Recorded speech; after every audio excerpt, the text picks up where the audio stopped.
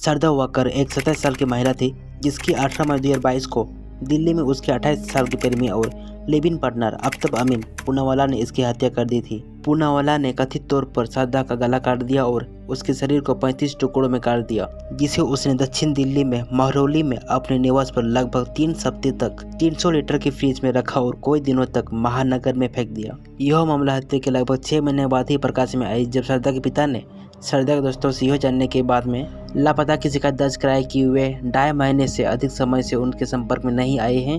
Delhi police ने पहले ये चार्जशीट बनाने को 3 महीने लिए, वो जल्दी से जल्दी हो सके तो होना चाहिए था, तो वो उसमें देरी हो गई।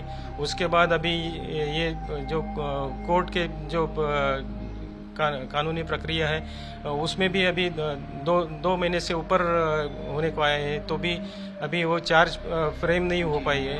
तो कहीं ना कहीं ये कानून में जरूर लूप होल्स है। 18 मई 2022 को 28 साल के आफ्ताब पूनावाला ने एक तर्क को लेकर अपने लिव इन पार्टनर सरदा का गला काट दिया और उसका फिर पहचान छिपाने के लिए कथित तौर पर उसके चेहरे को झुलसाते हुए उसके शरीर को 35 टुकड़ों में बांट दिया। उसके शरीर के अंगों को स्टोर करने के लिए 300 लीटर की फ्रिज का इस्तेमाल किया गया था, जो अगले 18 दिनों में छतरपुर जंगल में हर रात लगभग 2 बजे संदेह से बचने के लिए व्यक्तिगत रूप से निपटाए गए थे। आफ्ताब पूनावाला को 12 नवंबर 2022 को दिल्ली पुलिस ने गिरफ्तार किया था। सरदा के पिता ने आफ्ताब पूनावाला के लिए मौत की सजा की मांग की है। सरदा वाकर 2018 में अपने परिवार के साथ रही, जिसमें महाराष्ट्र के पालघर जिले में वासाई में अपने माँ और भाई के साथ शामिल थे। उसने वासाई के कॉन्वेंट स्कूल में पढ़ाई की और बीबी इंस्टीट्यूट ऑफ टेक्नोलॉजी विरार में MBBS कोर्स में दाखिल लिया और बाद में वो कोर्स से बाहर हो गई। उसके पिता विकास वाकर अलग रहते थे और एक इलेक्ट्रॉनिक सेवा व्यवसाय संचालित करते थे।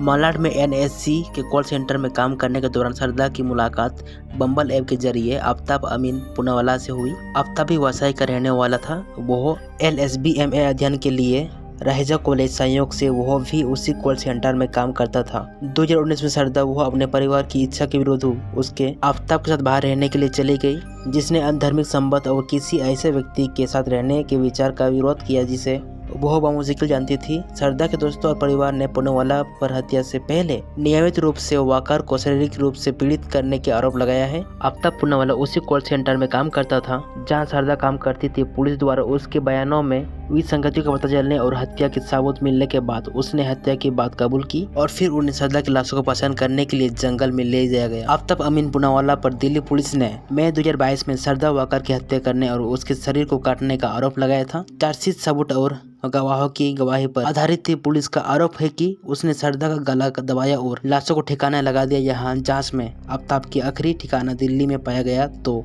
उसे गिरफ्तार कर लिया गया। आरोपी आफ्ताब ने बाबा साहेब अम्बेडकर अस्पताल में नार्को टेस्ट करवाया, जिसके दौरान उसने पीड़ित के मोबाइल फोन और उसके शरीर को काटने के लिए इस्तेमाल किए गए हथियारों के बारे में महत्वपूर्ण जानकारी दी। सूत्रों के अनुसार नार्को विश्लेषण परीक्षण के दौरान आफ्ताब कम संकोच हो गए और उसने मामले के बारे में कुछ महत्वपूर्ण जानकारी प्रकट की, जिसमें हथियार भी शामिल थे जिसका इस्तेमाल उसने शरीर को काटने के लिए किया गया और वाकर का मोबाइल फोन जिसे उसने किसी अज्ञात स्थान पर फेंक दिया था। इससे पहले आफ्ताब का पोलोग्राफी टेस्ट कराया गया था, जिससे उसने हत्या करने भी कबूल किया था। दोस्तों, इस जघन्य अपराध पर जनता की प्रतिक्रिया सदमा से लेकर शिकार पर आरोप लगाने तक रही है, जिसमें आफ्ताब को नहीं छोड़ने के सरदा के फैसले पर सवाल उठने से लेकर एक अनधार्मिक संबंध बनाने तक की बात की गई है। उसके बाद केंद्रीय आवासीय एवं शहरी कार्य राज्य मंत्री कौशल किशोर ने कहा कि जो जोड़े एक साथ रहना चाहते हैं उन्हें कोर्ट में रजिस्ट्रेशन करवाना होगा या उचित रजिस्ट्रेशन करवाना होगा। उन्होंने यह भी कहा कि महिला को ऐसा लिव इन रिलेशनशिप से दूर रहना चाहिए। दोस्तों, इस किस्म ने पूरा देश को हिला कर रख दिया था कि कैसे एक प्रेमी ने प्रेमिका का खून कर दिया और भी टुकड़ों में। खैर दोस्तों, अगर आपको और भी ऐसे वीडियो चाहिए तो मुझे सब्सक्राइब करो। मिलते हैं आपसे नेक्स्ट वीडियो में, तब तक के लिए जय हिंद।